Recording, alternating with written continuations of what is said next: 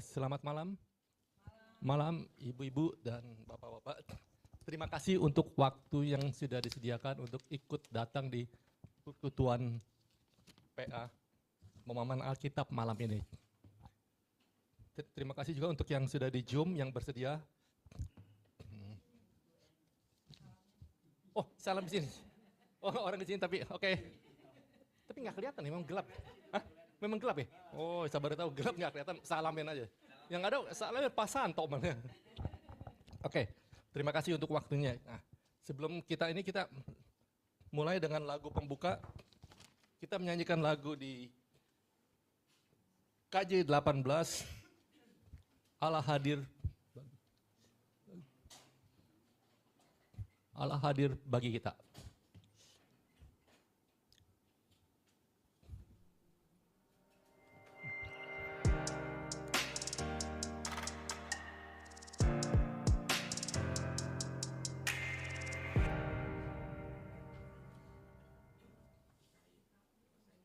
Los Angeles. Mantap.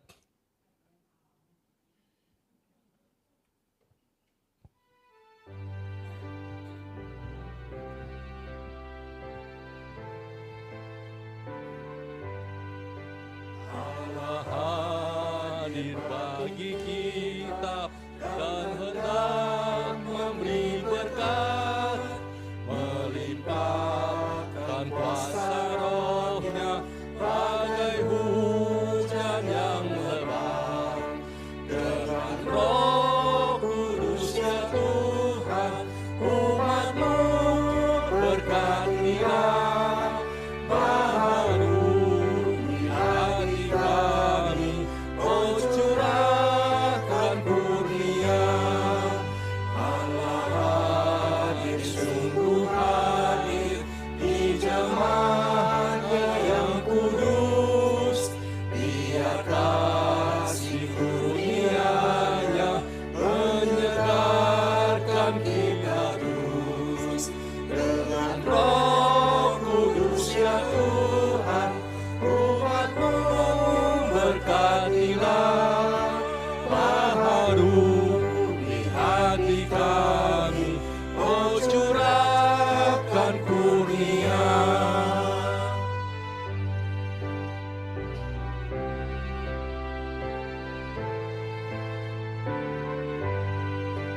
Allah hadir, oh percaya dan berdoa padanya, agar kita dikobarkan olehnya kasih-Nya.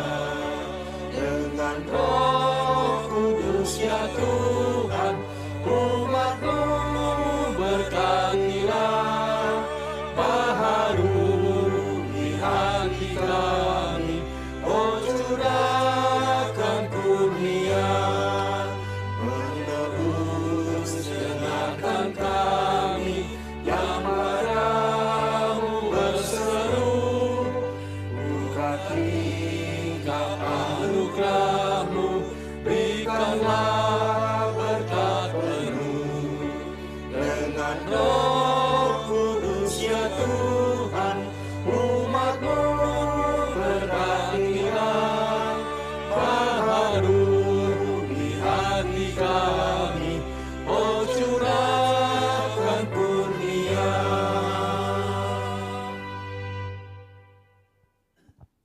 Mari kita berdoa. Tuhan, terima kasih kalau Engkau telah hadir di tengah kami. Biarlah Engkau yang boleh berbicara di tempat ini supaya kami boleh mendengarkan suara Tuhan. Tuhan, kami juga berdoa untuk teman-teman kami yang belum datang pada hari ini. Tuhan tolong dan sertai mereka supaya mereka boleh datang kembali di tempat ini untuk bersekutu bersama di tempat ini. Kami juga berdoa bagi mereka yang tidak bisa datang, tetapi mereka yang mengikuti lewat Zoom.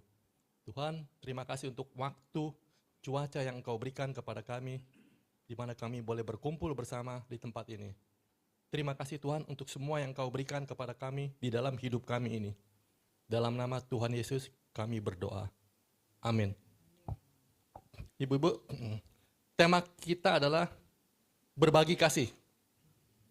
di mana kita diajarkan dan belajar untuk menjadi orang Kristen yang peduli untuk berbagi kasih terhadap sesama.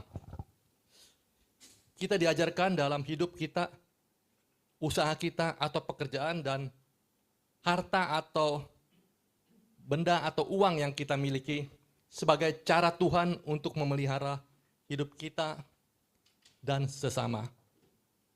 Sebelum firman Tuhan yang dibawakan oleh Pendeta Robi Chandra, marilah kita menyanyikan lagu NKB 140,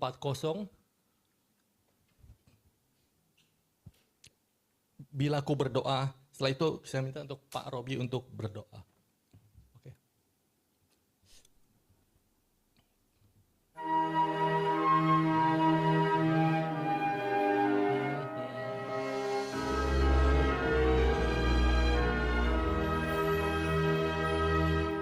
Tuhan sambut jiwaku bila ku berdoa. Ia dan ku bertemu bila ku berdoa. Bila ku berdoa. Bila ku berdoa, Tuhan sambut jiwaku. Bila ku berdoa, tiada bimbang dan gentar. Bila ku berdoa, hatiku pun bergemar bila ku berdoa. Bila ku berdoa, bila ku berdoa, Tuhan sambut jiwaku. Bila ku berdoa.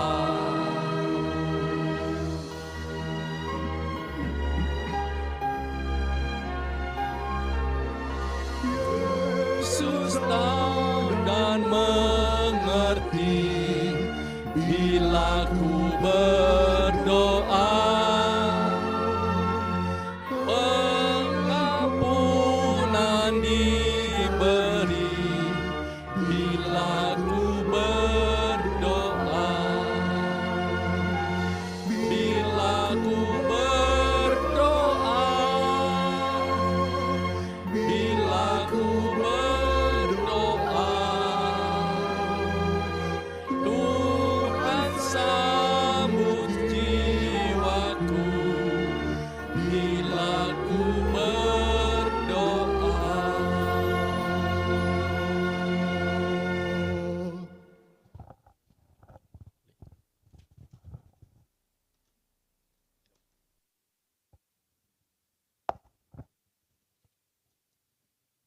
Mari Bapak Ibu kita berdoa.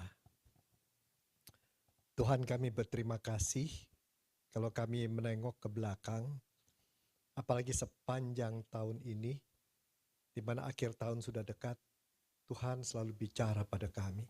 Tuhan pelihara kami.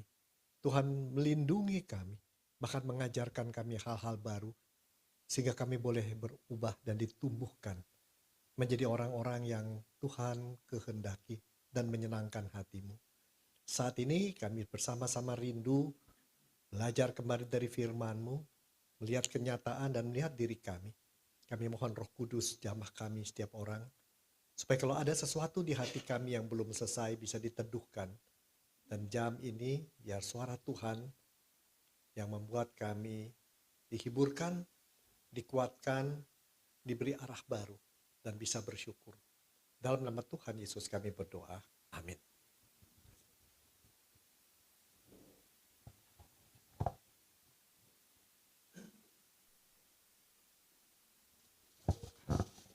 Ya, shalom Bapak-Bapak, Ibu-Ibu.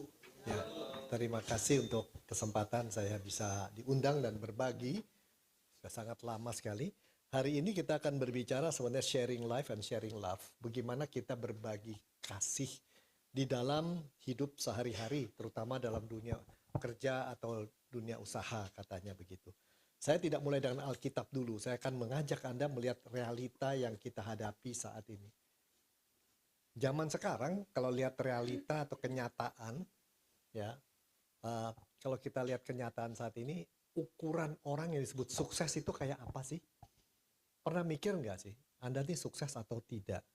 Anak Anda sukses atau tidak? Gereja kita sukses apa enggak? Sukses maunya Tuhan. Terutama gereja. Sesudah COVID berlalu, bikin retreat, bikin ini, bikin itu ya. Bendahara hitung-hitungan, pendeta repot ini, terus ngitung siapa yang masih hidup, siapa yang sudah pulang gitu ya. Sampai bingung kok yang ini orang masih ada, saya pikir sudah pulang gitu. Dan sebaliknya.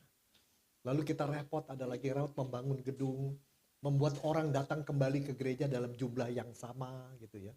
Karena banyak jemaat-jemaat yang besar, banyak anggotanya nggak balik, lebih suka nonton dari televisi dari rumah.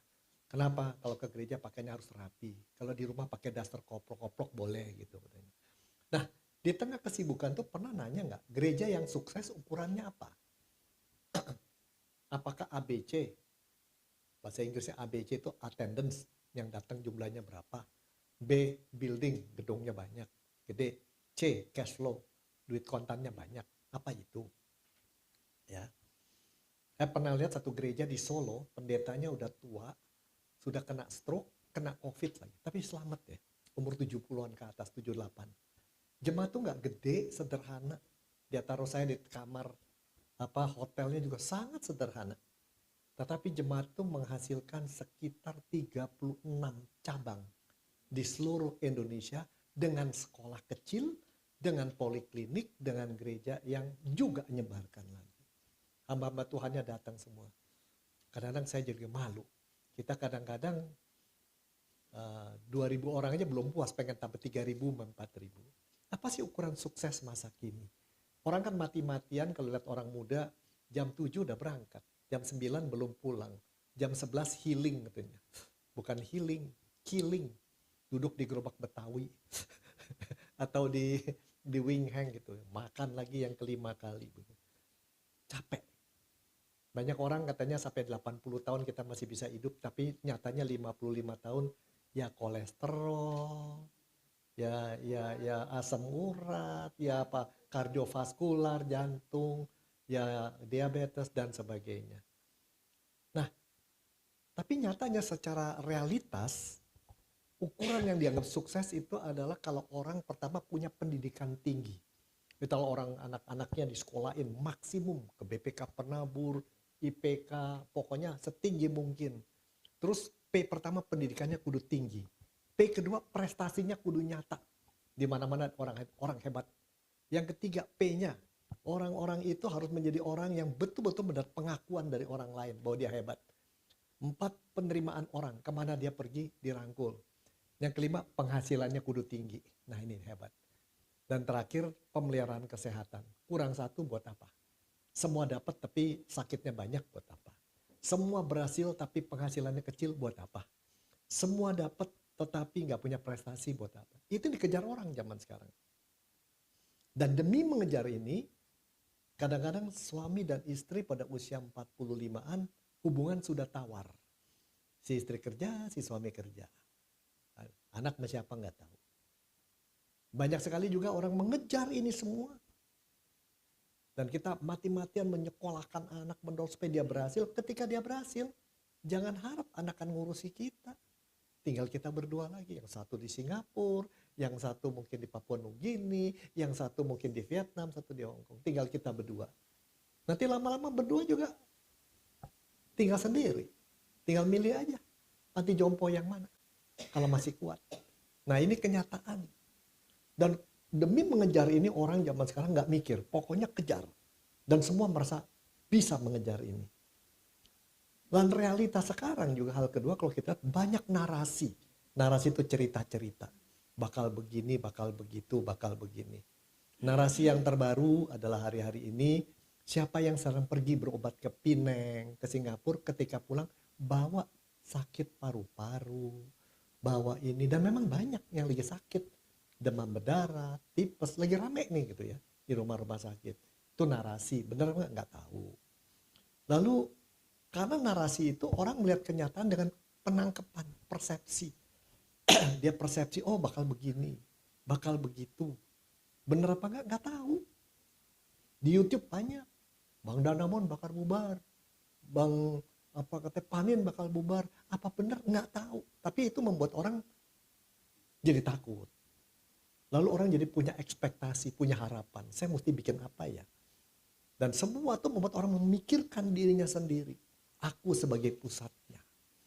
Kalau anak muda dikit-dikit healing. Nah mau healing gitu. Ya. Lalu apalagi sekarang tiketnya lebih bikin terbang katanya lebih murah. Tiket tanggal 15 healing dah ke Bali, Labuan Bajo. Semua maunya begitu. Dan banyak orang kehilangan kebugaran mental. 14,2% anak-anak Kristen, generasi Z, mengatakan kami pernah mikir mau bunuh diri. 14,2% di seluruh Indonesia. Sekitar 4.000 kabupaten mengatakan begitu. Kristennya kayak apapun sama ceritanya. Angka perceraian meningkatnya luar biasa tinggi bukan? Nggak usah dibilang nggak ada lah. Di mana-mana. Timbul persoalan baru. Sekolah-sekolah kita muridnya berkurang. Baik universitas maupun di tingkat SD. Habis anak sekarang baru mau kawin umur 37. Udah kawin nggak mau punya anak. Atau punya anak satu aja. Ini kenyataan gitu ya. Banyak orang stres tengah. Lalu orang bilang, bagaimana hidup iman? Minggu ke gereja, ya. Ikut aktif, ya. Doa, iya. Baca Alkitab, iya. Tapi apakah iman itu mewarnai hidup sehari-harinya? Belum tentu. Malah orang memisahkan ini hidup iman, ini hidup sehari-hari. Sampai ada bilang tokoh yang hebat, Senin sampai Jumat nipu masyarakat. Sabtu Minggu nipu Tuhan. Ada yang dikatakan begitu. Ngebohong di dunia bisnis dianggap oke. Nyogok oke. Kalau di gereja nggak boleh. Jangankan begitu, rambut nggak disisir aja ribut segereja bisa-bisa ya. Yang begituan. Nah ini menarik nih. Ya. Di dunia bisnis makan pak bos 5 piring satu hari nggak ada masalah. Di gereja istri pendeta gendut sedikit semua ribut di Facebook. Ya. Kurus dibilang memalukan gereja. Gemuk dibilang kok kayak bas beton. Ini kenyataan. Ya. Di tengah hidup kayak begini, orang mencari sesuatu, mendapat sesuatu, ingin memperoleh sesuatu. Dia sukses, dia bilang kalau nanti udah tua, saya punya duit cukup di bank, sehingga tiap bulan saya cukup dapat 30 juta lah. Berarti saya punya 60-70 juta, 77 miliar lah. Lebihnya saya tinggal makan bunganya. Dan itu orang ngejar yang seperti itu. Tapi apa kata Alkitab sih yang disebut sukses bagi orang Kristen? Kalau sukses seperti itu apa bedanya Kristen gak Kristen? Buat apa jadi Kristen? Kristen gak Kristen kok sama? Buktinya kan beda Kristen. Betul nggak? Orang Kristen harus beda kan sama orang yang bukan Kristen? Nggak usah tunjukin bahwa Anda Kristen, anggota GKI. Mestinya orang Kristen cara ngomong, cara kerja, cara ngadepin orang, mestinya kan kelihatan beda. Nah ini, sadar nggak kita? Perlunya begitu. Apa kata Alkitab? Salah satu perbedaan antara orang umumnya dengan ini. Ada 3 ayat yang hari ini saya akan bicarakan. Pertama, Ibrani 13 ayat 16. Ayat itu berkata begini, janganlah kamu lupa berbuat baik dan membagikan apa yang kamu miliki, karena kurban seperti itulah yang menyenangkan Allah. Kalau kita ngasih persembahan ke gereja itu wajar, biasa.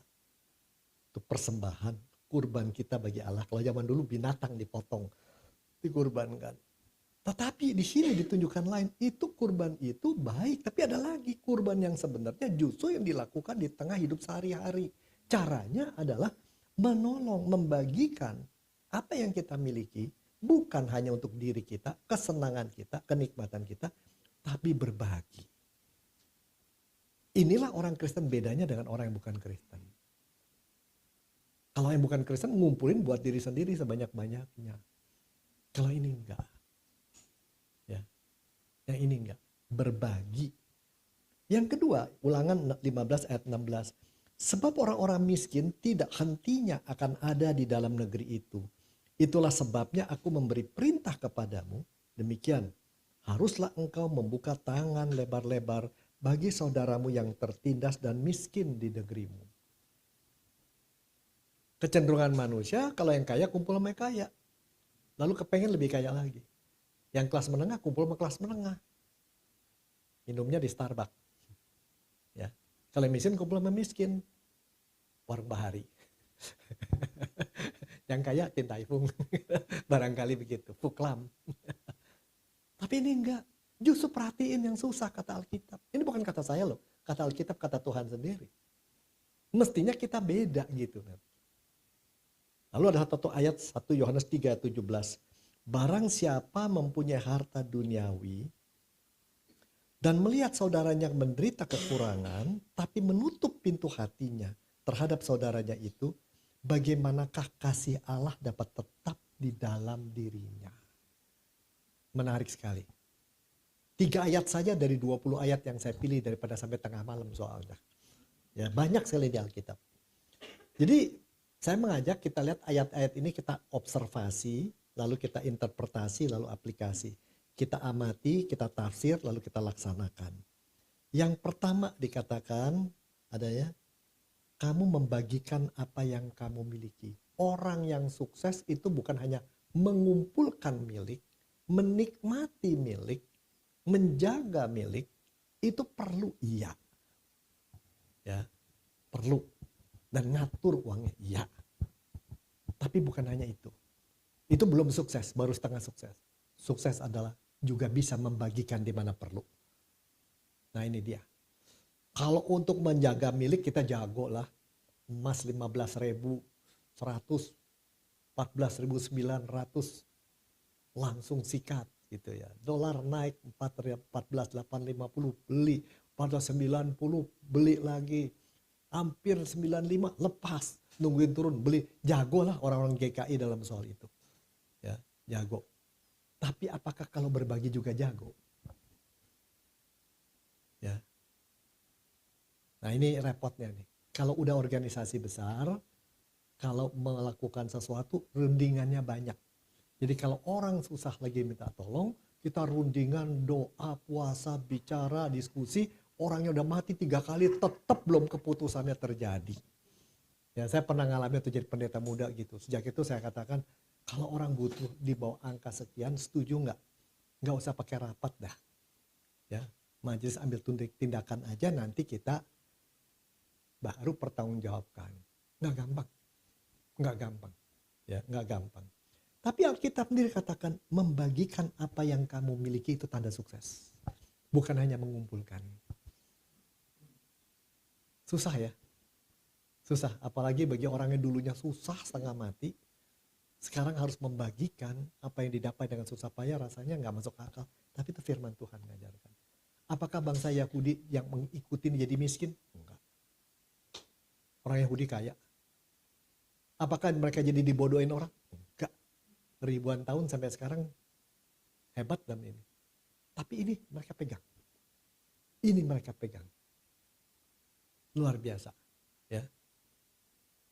Nah itu pertama firman Tuhan mengatakan, kita observ ada kata itu ya. Bagikan. Jadi keberhasilan itu bukan saja mengumpulkan, tapi membagikan. Baru-baru ini menarik sekali ya. Ya nanti saya ceritakan dah. Ada kasus seperti itu. Tapi yang kedua, ada kata yang menarik lagi adalah orang yang berhasil tuh yang membuka tangan lebar-lebar, bukan ngepel. Membuka tangan, membelai, berbagi. Istilah yang dipakai membuka tangan. Sebab orang takut tuh bawanya begini. Masukin tangan di dompet, pegang, takut. Ini enggak, yang berhasil tuh yang mau. Artinya apa membuka tangan? Orang susah kita bagi. Tapi nanti kita nunggu dari Tuhan balasannya. Balasannya. Dan itu tidak mudah. Sangat tidak mudah. Ada seorang istri pendeta tidak jauh dari sini, sekitar 15 tahun lalu. No, tahun 1998 lebih ya. 26 tahun lalu ya. Hari itu ada seorang warga jemaat mau bayar listrik, nggak punya duit. Setengah nangis dia kasih, bilang, "Bu, ini uang terakhir. Kalau suami saya nggak ada kerjaan, habis kami. Kami harus pergi dari kota ini." Dan si ibu pendeta itu punya uang cuma untuk bayar listrik dia sama sebulan lagi. Udah nggak punya apa-apa lagi.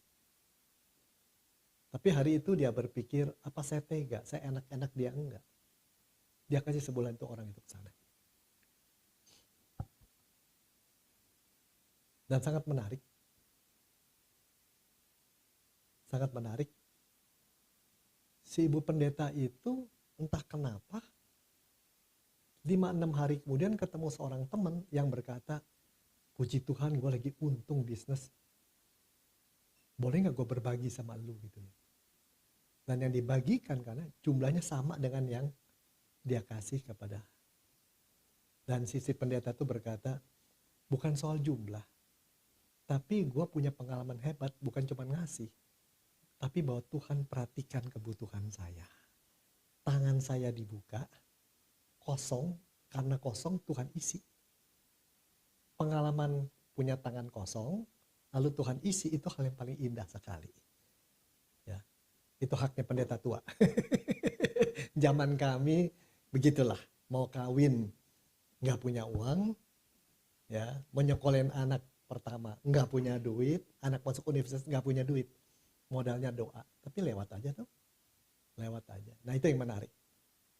Tapi di tengah itu kan biasa orang mesti gini, berani nggak begini di tengah kita kurang. Jadi membuka tangan tuh bukan karena kita punya banyak aja, dalam susah pun bisa. Dari pengamatan saya, makin kaya orang makin banyak hitungannya. Orang susah malahan lebih rela loh. Menarik sekali. Kalau orang kaya hitungannya banyak banget gitu ya. Entah kenapa ya, nanti kita lihat. Tapi kata yang terakhir adalah, jangan tutup hati. Rupanya di dalam dunia ada orang yang hatinya terbuka untuk dengar suara Tuhan, memperhatikan orang susah, memperhatikan kepentingan diri sendiri. Hatinya dibuka mendengar suara Tuhan, suara hatinya dan orang lain.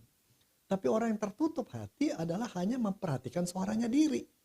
Kalau minta sama Tuhan tuh bukan karena dia cinta Tuhan. Dia doa bukan karena cinta. Dia doa karena dia mencintai berkat Tuhan.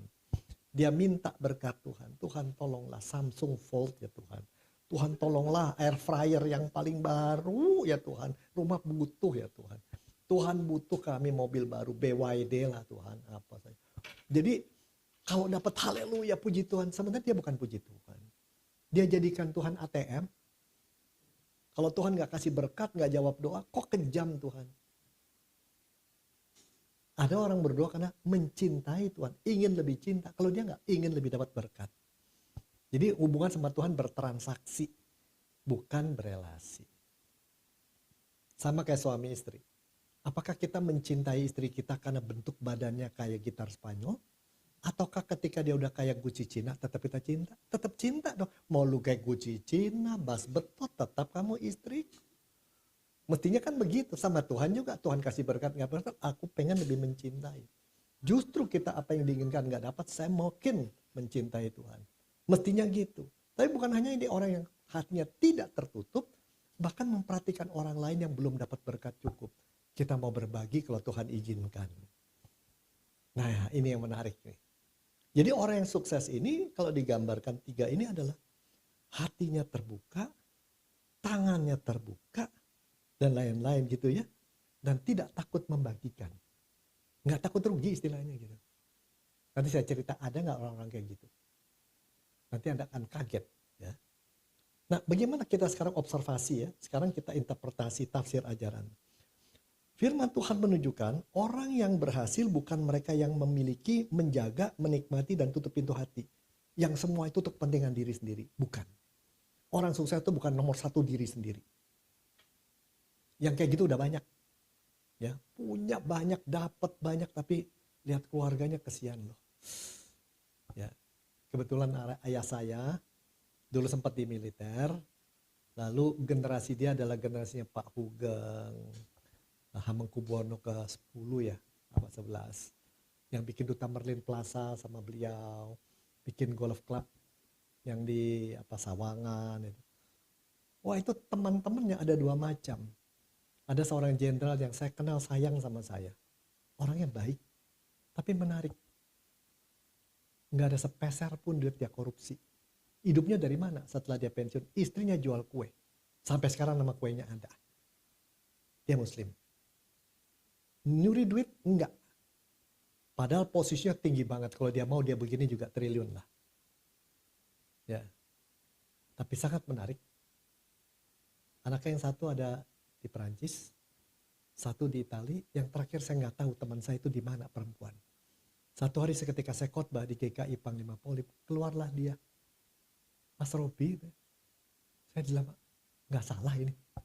Mbak Ririn, ya, sedang apa? Ibadah di sini.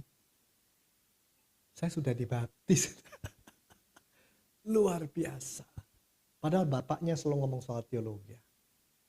Kekayaan enggak miskin, enggak. Tetapi yang paling menarik Tuhan kasih berkat, anaknya kenal Kristus. Tapi yang paling menarik, baik dia dan mamanya sangat perhatikan orang susah juga. Saya dengar dia menikah dengan seorang Manado. Sangat perhatikan orang susah. Ini menarik sekali. Jadi orang yang hanya mikir untuk diri saya, aku, saya, enggak nyaman. Sedangkan teman-teman ayah saya yang lain, yang duitnya nggak ada serinya, istilahnya kan zaman Pak Harto gitu ya, duit nggak ada seri, bikin tanah, bikin apa, kok rumah tangganya berantakan semua ya?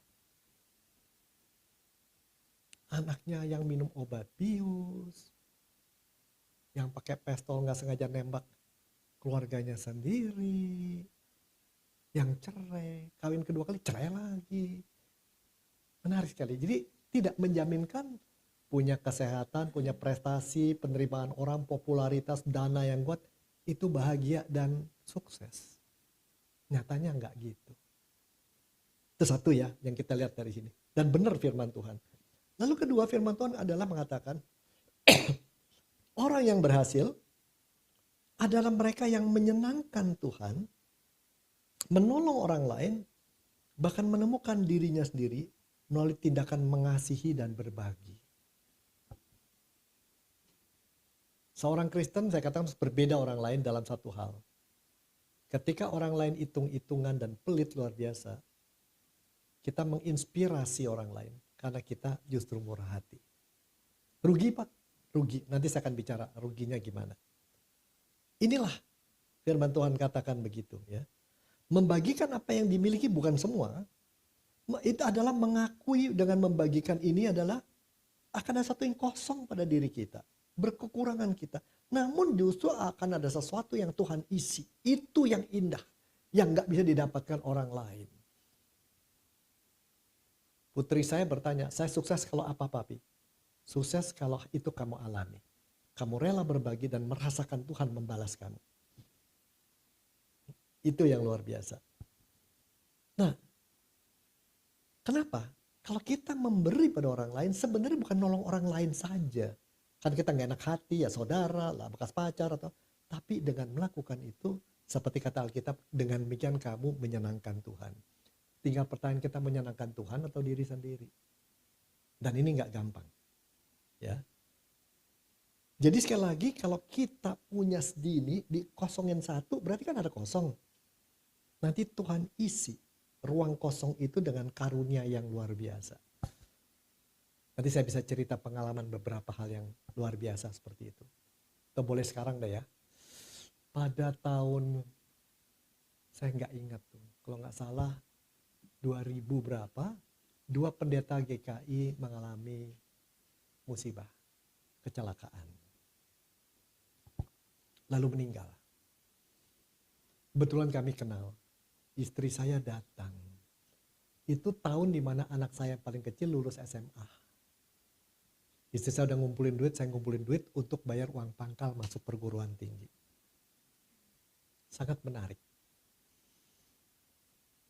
Istri saya datang tuh jam 3 pada salah satu di antara kedua itu, keluarga, dan berdoa buat mereka dan nangis ya. Kasihan. Jandanya masih muda dan mereka kaget kecelakaan kok begitu.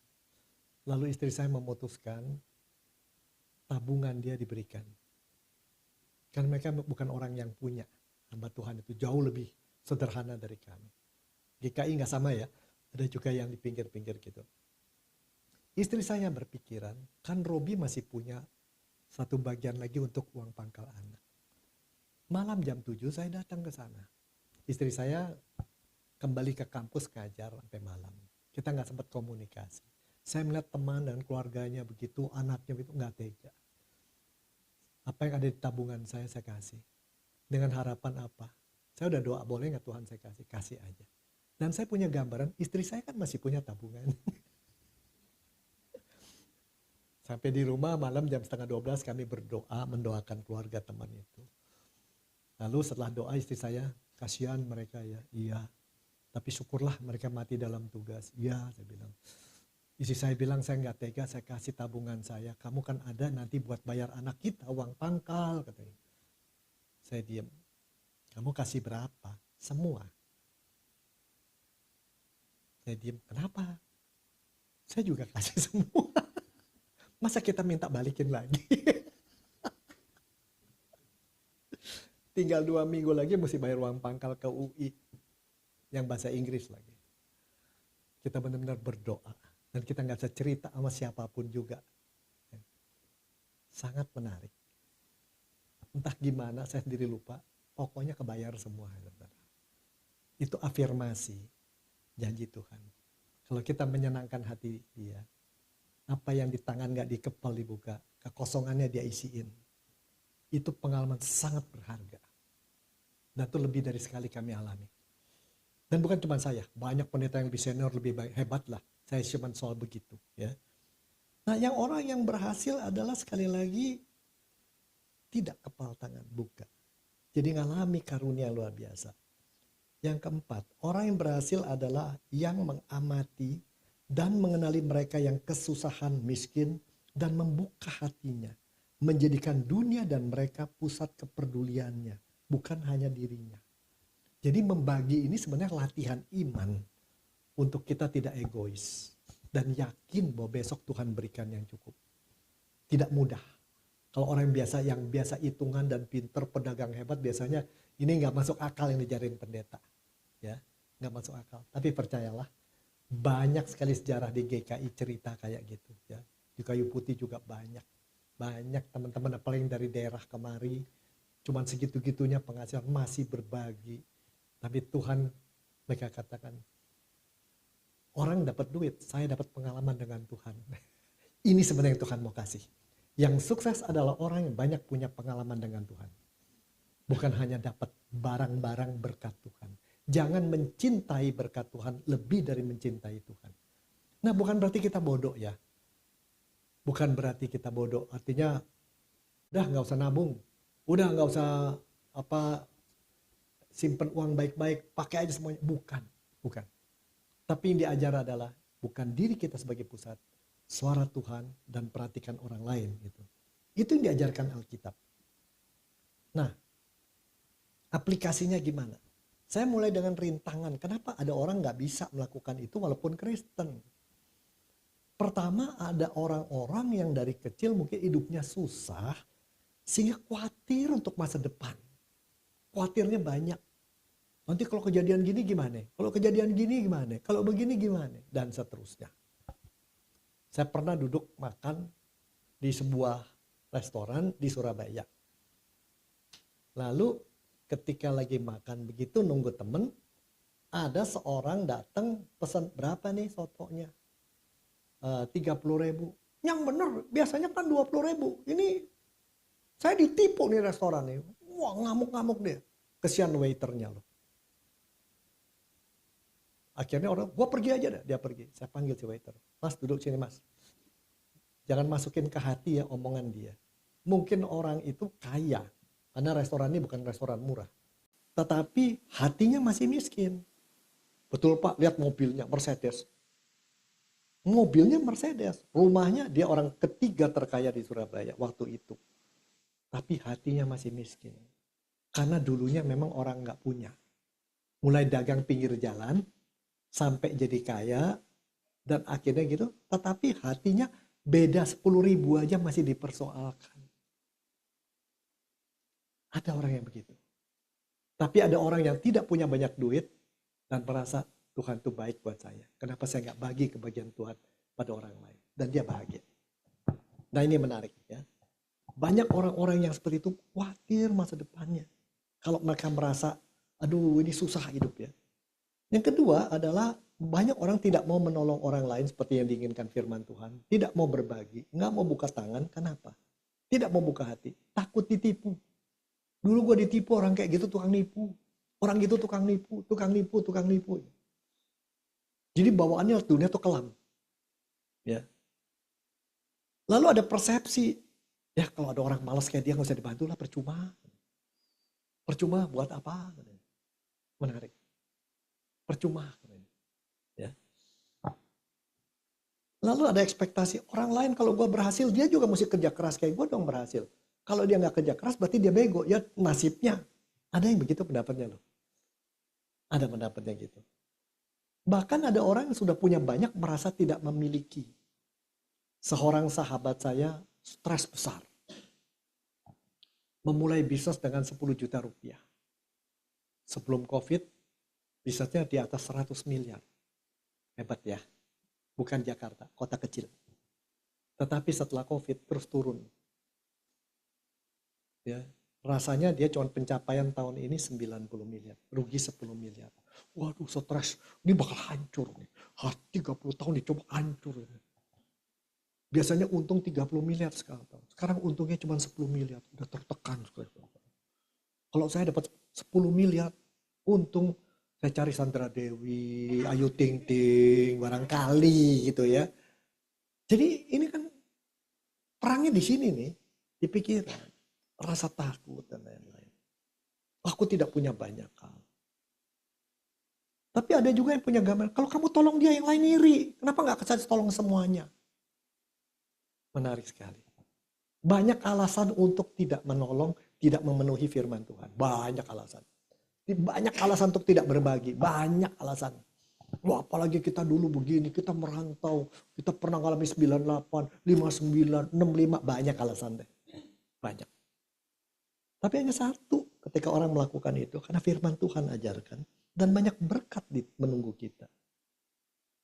Lebih repot lagi ada orang, lebih baik saya nolong orang yang patut dibantu. Yaitu apa? Saudara saya sendiri.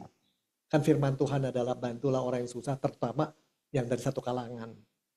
Ini dia. Jadi kalau anak bayi tergeletak tanya, lu Kristen bukan? Kristen. GKI bukan. Kan cilaka kalau kayak begitu. Ya. Tapi ada orang kayak gitu. Ada. Ada orang GBI kenapa dibantu? Padahal dia justru melakukan apa yang indah. Nah, tapi ada orang yang tetap melakukan seperti itu. Yang Tuhan inginkan. Kenapa? Pertama mereka katakan milik saya, harta saya, napas saya, nama saya, kesempatan saya dan kerja saya. Semua ini cuma titipan dari Tuhan. Dan semua itu sementara pada waktunya kita mesti tinggalkan. Yang rambutnya seperti saya udah putih-putih dan ini percayalah kita nggak usah ngomongin reformasi, inspirasi. Kita cuma ngomong satu tanam atau kremasi. Nyata lah. Tinggal sekolah di BPK Penabur, lanjutin ke Ukrida, kerja di GKI, meninggal masuk lagi ke rumah duka di Ukrida lagi, kremasi. Semua sementara, cepet, semua sementara. Banyak orang nggak lihat. Ini dipegang habis. Padahal pada musim anak juga sementara, pasangan juga sementara. Orang-orang yang bisa begitu berbagi karena itu. Dia tahu semua sementara. Yang kedua, kalau aku sudah nerima karunia tanpa syarat, anugerah tanpa syarat dari Tuhan Yesus, mengapa aku memperlakukan orang lain dengan berbagai syarat? Gue cuma bantu orang yang gini, kalau gitu. Tuhan kok nggak pakai syarat? Banyak doa kita yang nggak pantas diterima, nggak pantas dinaikkan, toh dia bantu juga. Menarik nih. Lalu ketiga, ada orang-orang berkata bisa berbantu, kalau kemarin Tuhan tolong saya. Sekarang Tuhan ada di sini. Walau aku ditipu besok pun aku pasti dicukupkannya. Saya cerita lagi istri pendeta yang ngasih duit untuk bayar listrik itu. Itu istri saya, almarhum. Jadi ketika pulang saya cerita sama majelis, itu anggota gereja kita ada yang susah. Kok nggak ditolong? Waduh Pak, dia Pak udah minta ke setiap orang. Ditipu kita semua. Dan pulang saya cerita, jangan sama dia ya. Kalau cerita kan kesian. Duit lagi nggak banyak, ditipu. Kalau saya nggak cerita, nanti ditipu lagi gimana? Lalu saya cerita sama dia. Saya udah ngomong majelis, orang itu suka nipu ternyata. Minta-minta sana sini. Tapi jawaban istri saya tahu nggak apa? Kalau ada 10 orang minta tolong sama gue, dan gue masih ada duit, gue kasih semua. Kalau dari 10, 8 penipu, biarin. Tapi ada 2 yang pasti butuh. Kalau gue terlalu curiga, 2 yang Tuhan berikan di dalam hidup saya untuk saya tolong, jadi saya nggak tolong. Karena saya terlalu banyak perhitungan. Saya belajar banyak di situ. Iya ya. Yang menghalangi kita memenuhi kehendak Tuhan dan terima karunia Tuhan lebih besar adalah kita terlalu banyak ngitung. Terlalu banyak ngitung. Makin gede gerejanya, makin pinter orangnya, makin banyak uangnya, makin berpendidikan, makin hitungannya kebanyakan. Jemaat pertama kan nggak gitu ya, semua berbagi dan lain-lain. Itu yang menarik. Karunia tanpa syarat Tuhan jaga. Yang keempat, nah ini menarik, ini saya mau ceritakan. Orang yang perlu pertolongan bisa kita pandang sebagai orang yang seharusnya berterima kasih sama kita. Jadi ketika orang minta tolong, kita bersyukur karena dia sedang mendidik kita. Tuhan sedang mendidik kita melalui dia, melalui kehadiran dia. Dari mana saya dengar ini? Nanti saya cerita. Ya. Dan tadi yang nomor 5 saya katakan lebih baik ditipu 8 orang daripada tutup pintu sama sekali dan nutup pintu pada 2 orang yang justru butuh. Dan yang keenam, orang yang berhasil melakukan kehendak Tuhan tadi berbagi hidup karena dia pegang janji dan perintah Tuhan serta melaksanakannya. Sehingga dalam hidup ini di gereja, itu di dunia sekuler itu hilang, dualisme itu hilang. Kalau kata bahasa orang Islam, kerja adalah ibadah. Di situ kau lihat dalam cara kau kerja, cara kau berdagang, itu ibadahmu sejati. Tepat sekali kata-kata mereka, ya. Itulah kita tahu sekarang sekolah yang terbesar di Indonesia, yang paling banyak uangnya, paling maju adalah Muhammadiyah. Bukannya dulu kan Katolik sama Protestan, bukanlah. Karena mereka menerapkan kerja adalah ibadah.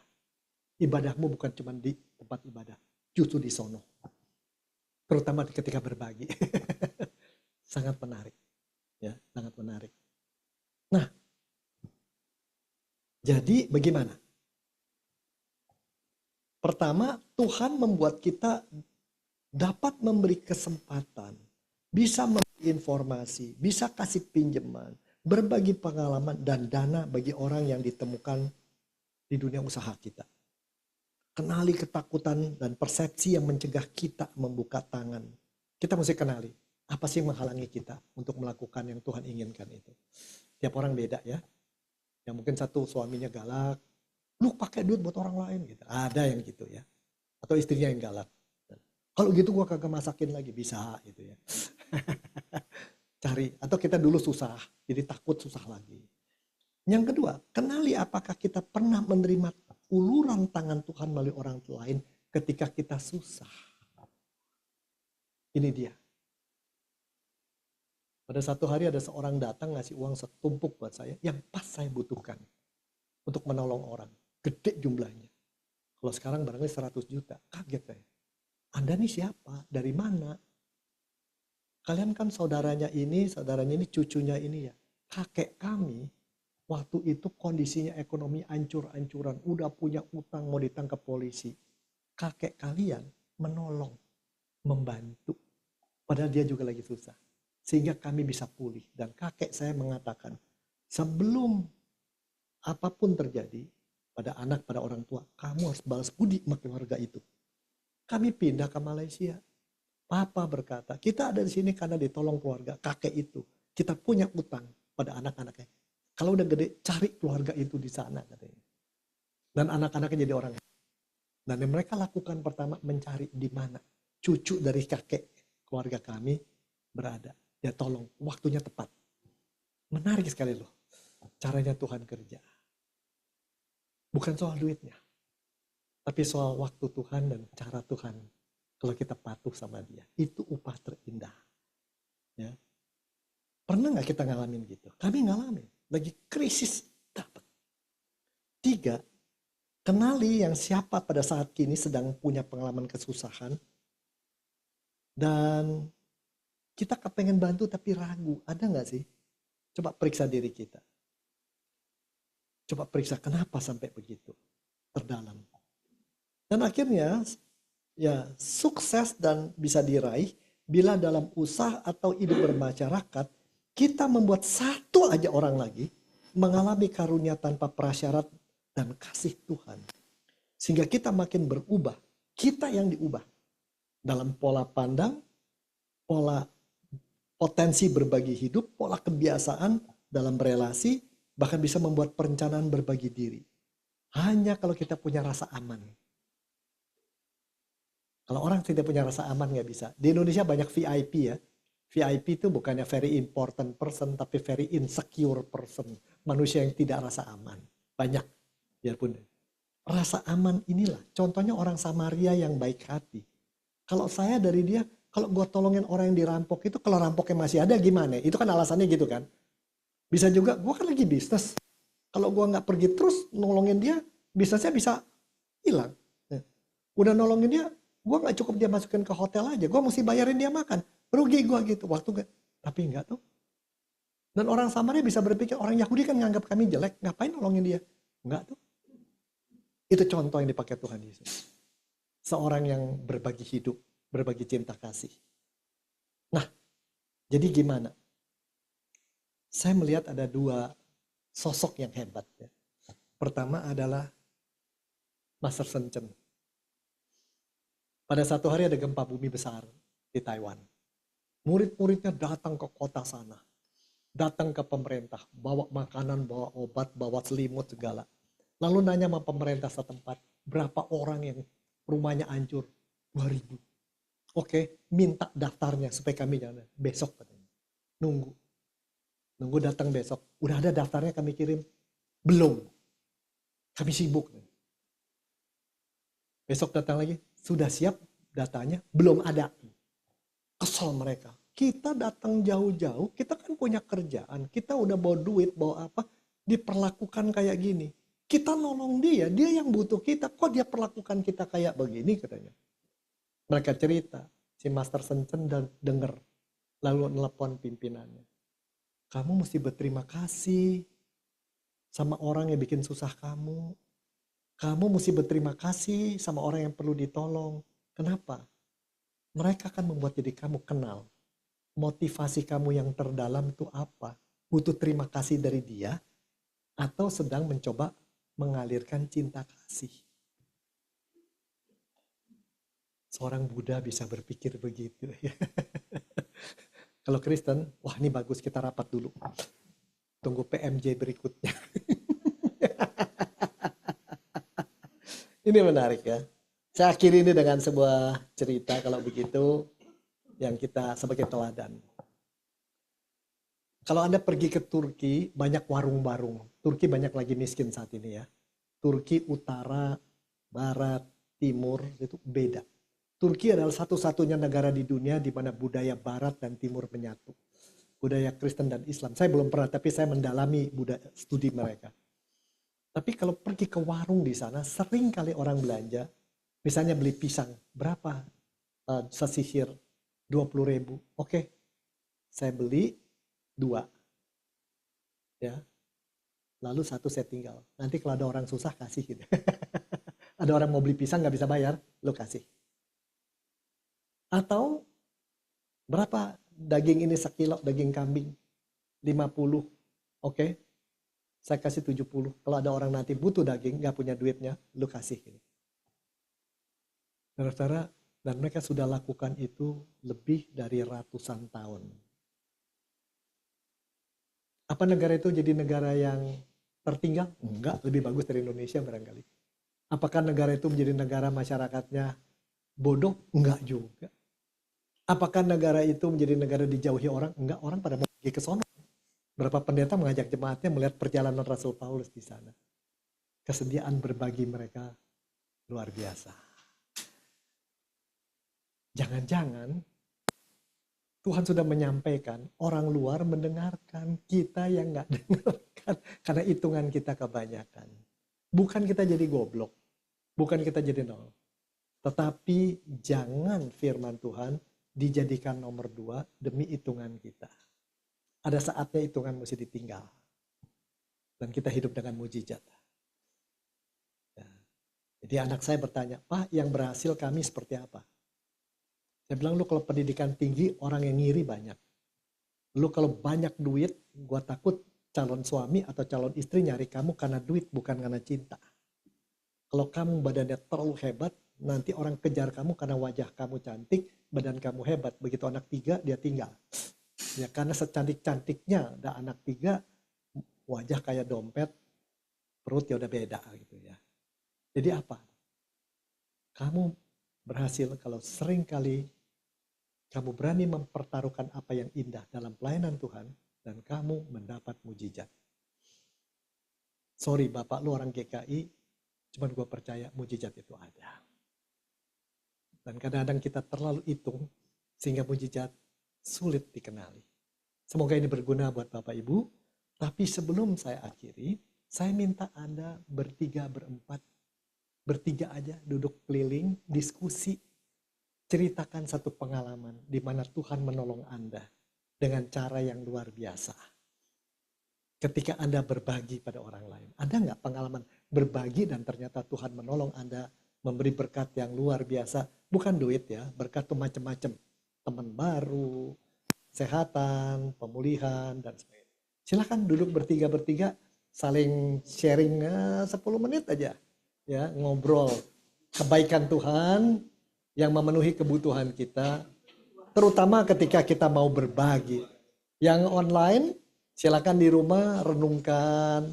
Kalau ada dengar sama anak sama pasangan ngobrol lah. Kalau sama bekas pacar jangan.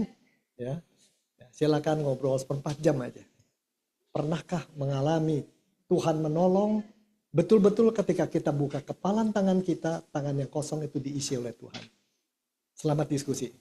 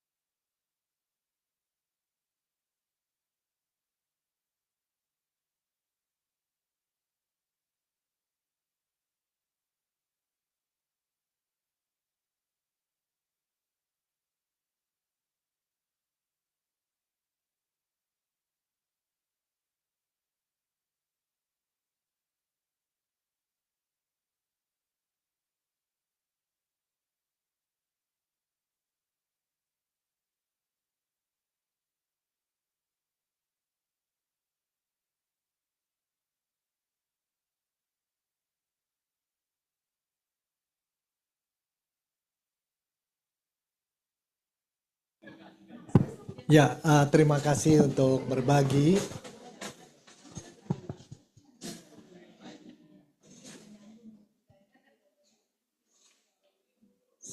Satu hal yang menarik dari hidup Kristen adalah setelah kita percaya Kristus, itu kan hidup baru. Berarti hidup katanya berjalan dalam Roh Kudus istilahnya. Berarti kita akan mengalami perubahan. Jadi kalau orang Kristen percaya Kristus tapi tidak berubah, itu hanya beragama. Dia selamat tapi tidak beragama. Semua karunia dan berkat Tuhan yang tersedia tidak dia alami. Dia hanya beragama tapi tidak jadi istilahnya ikut Kristus. Ikut Kristus terjalan di belakang dia, kita ngikutin kecepatannya, kita dirubah. Dia duduk, kita duduk. Tetap Tuhan memberikan kebaikan, tapi tetap aja di dunianya setengah mati. Ya, itu terjadi. Jadi kalau orang hidup tengah di dunia tuh banyak menderita, dua kemungkinan, memang dia hamba Tuhan yang harus jadi kesaksian, atau memang tadi Tuhan kasih berkat, Tuhan apa, cuman dia yang nggak mau buka tangan gitu ya. Jadi hidupnya susah. Ya Tuhan berikan keselamatan. Tetapi perubahan itu harusnya karakter berubah, kebiasaan berubah, komitmen berubah, sehingga kesaksian dia berubah, menginspirasi orang lain. 4K itu. Karakter, kemampuan, komitmen, dan kebiasaan, dan komitmen, dan sehingga kesaksiannya berubah. Nah, orang tidak akan berubah kalau hanya mengenal Tuhan secara otak. Dengerin doktrin, dengerin ajaran, dengan khotbah, itu bagus untuk mengerti. Tapi tidak menggoyangkan hati. Menggoyangkan hati antara kita melihat apa yang Tuhan sudah lakukan dalam hidup kita kan banyak ya. Cuman kita anggap itu biasa. Tapi coba kalau kita lihat apa yang hal-hal yang ajaib yang dia berikan pasti banyak tiap kita ceritanya. Dan seringkali itu terjadi ketika kita mau buka tangan, buka hati. Semoga ini bisa mengakhiri percakapan kita dan berguna dan jadi berkat buat Anda semua. Kita berdoa sama-sama ya. Silakan masuk dalam doa pribadi. Tanyakan pada Tuhan apa yang kalau Anda ubah akan membuat Tuhan lebih senang.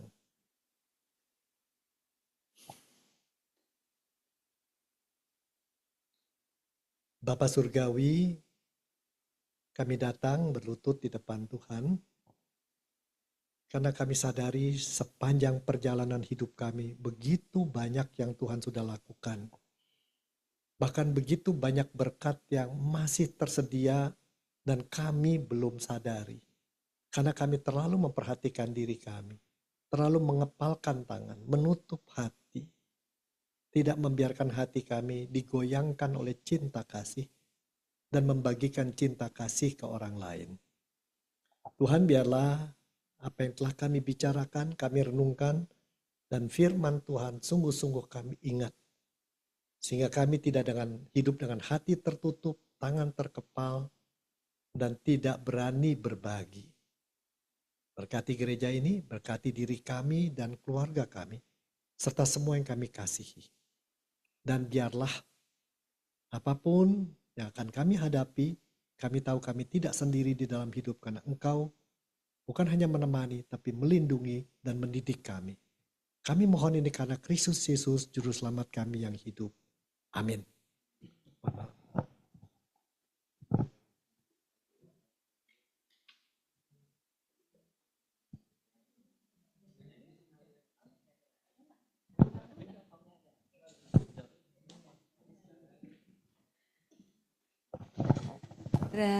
Terima kasih Pak Robi, sangat menarik PA pada malam hari ini. Pengumuman yang akan saya sampaikan, PA yang akan datang tuh tetap ya di minggu pertama di bulan Januari nanti. Dan mungkin ini adalah sesi, tadi saya udah berbicara dengan teman-teman yang lain bahwa kita dalam program PA kali ini adalah tentang pengajaran, tentang persekutuan, dan yang terakhir adalah tentang berbagi. Nah, kenapa saya pilih kita tim meminta Pak Robi untuk membawakan hari ini? karena beliau mempunyai banyak pengalaman tentang berbagi. Dan bulan depan kita akan ketemu dengan Pendeta Roni Nathanael, bagaimana dia juga berbagi di dalam pengalaman hidupnya dia sebagai seorang pendeta. Waktu pertama kali dia jadi pendeta, saya pernah dengar sedikit. Dan di akhir nanti bulan PA kita di bulan Maret, kita kelompok PA kita ini juga akan berbagi. Kita akan berbagi kepada panti asuhan yang ada di BSD. Pemiliknya salah satunya adalah Pendeta Melisa. Beliau memberikan semua uang pensiunannya ke dalam panti asuhan itu untuk membiayai kebutuhan mereka. Nah, salah satu mungkin nanti apakah nanti kita datang semua ke sana atau nanti yang pasti sih ada dua, kita datang ke sana atau Pendeta Melisanya yang kita undang ke sini. Tapi kita akan melakukan sesuatu untuk panti asuhan itu. Entah kita memberi sesuatu untuk mereka atau berbagi atau membelikan sesuatu untuk anak-anak di sana. Jadi itu adalah program yang terakhir yang sudah mulai terakhir nih, dan semoga kita bisa ikut terus ya sampai di akhir Maret nanti mendengar kesaksian dari Pak Roni dan Pendeta Melisa. Ya, selamat malam, selamat bertemu kembali di bulan depan. Kita akan foto berdirinya di sini biar yang di Zoom kelihatan. Pak Robi. Ini pakai foto.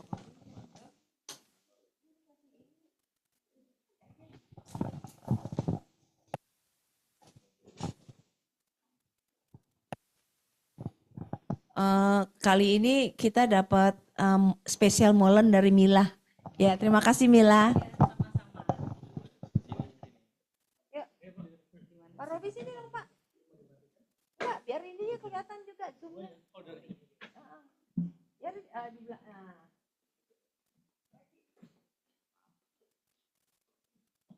Kelihatan nggak? Kelihatan. Jangan jongkok nggak? Kelihatan. Kelihatan.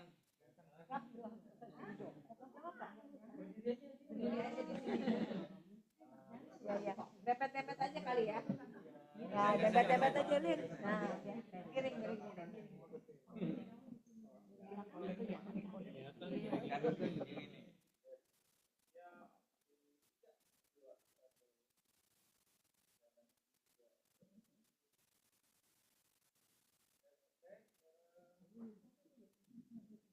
Zoomnya kelihatan.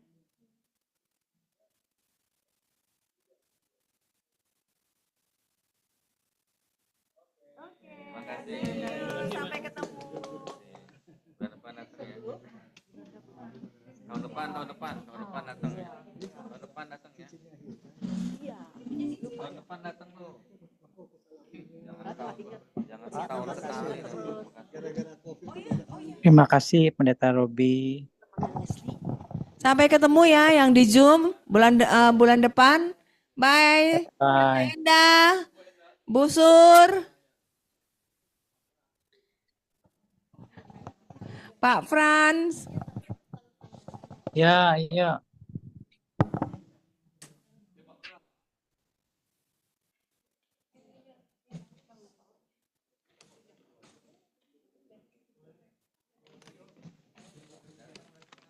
Ini dari